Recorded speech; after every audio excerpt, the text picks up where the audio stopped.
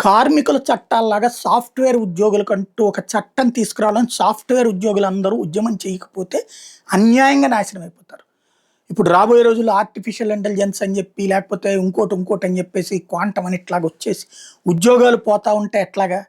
ఇప్పుడు ఒక కార్మికుడిని ఆఫీస్‌లోంచి ఉద్యోగంలో తీసేయాలంటే 2 నెలల జీతం ఇచ్చి పంపించాలి. లేదా 45 రోజులు జీతం ఇచ్చి పంపించాలా.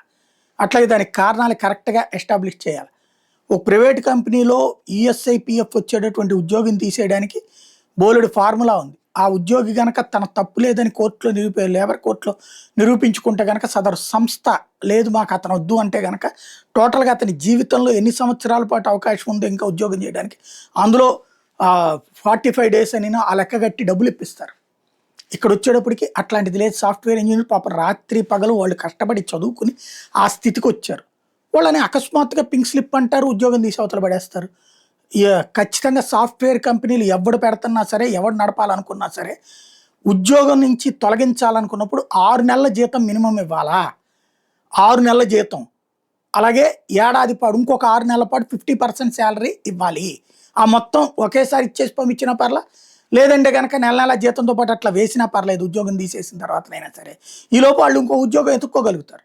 లేకపోతే ఉన్నట్టుండి నడు రోడ్డు మీద నిలబెడితే వాళ్ళ బ్రతుకులేంటి? దాంతోనే కదా మానసికంగా నలిగిపోతుంది.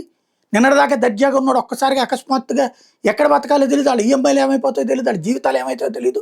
ఆత్మహత్యలు చేసుకోవడానికి కారణమవుతున్నది మానసికంగా కృషించిపోయేటటువంటి పరిస్థితి తీసుకొస్తున్నారు. సాఫ్ట్‌వేర్ ఉద్యోగుల వలన కోట్ల రూపాయల పన్నులొస్తున్నాయి. ఆ పన్నులని ప్రజలకు ఖర్చు పెడుతున్నాయి ప్రభుత్వాలు. అంత సంపాదిస్తున్నప్పుడు వాళ్ళ భద్రత గురించి ఆలోచించాల్సిన అవసరం లేదా? సదరు సంస్థల కార్పొరేట్ యాజమాన్యాలు ఒత్తిడికి లొంగిపోవాలా? ఒకసారి సీరియస్‌గా ఆలోచించాల్సిన సందర్భం.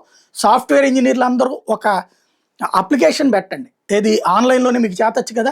నిర్మలా సీతారామన్‌ని, నరేంద్ర మోడీని, కేంద్ర పరిశ్రమల శాఖ మంత్రిని, ఐటీ మంత్రిని లింక్ చేస్తా, రాష్ట్రాల మంత్రిని కూడా లింక్ చేస్తా. ఒక ఆన్‌లైన్ అప్పీల్ పెట్టండి. ఖచ్చితంగా ఒక సిస్టమ్ కావాలి మాకు. ఉద్యోగ భద్రత కావాలి. ఉద్యోగం నుంచి తీయాలనుకుంటే గనక ఇట్లాగా మేము రిజైన్ చేయాలన్నప్పుడు మాకు కూడా మేము 45 రోజుల నోటీసో, 2 నెలల నోటీసో ఇస్తాం మేము కూడా. మా దగ్గర నుంచి అట్లా నోటీస్ ఇస్తున్నారు, మమ్మల్ని బీకేటప్పుడు మాత్రం ఎట్ట ఏడిపిస్తున్నారు అన్నటువంటిది క్లియర్‌గా చెప్పండి. పోరాడితే పోయేదేమీ లేదు. బానిస సంఖ్యలు తప్ప. పోరాడకపోతే పోయేది ప్రాణాలు, పరువు, జీవితం.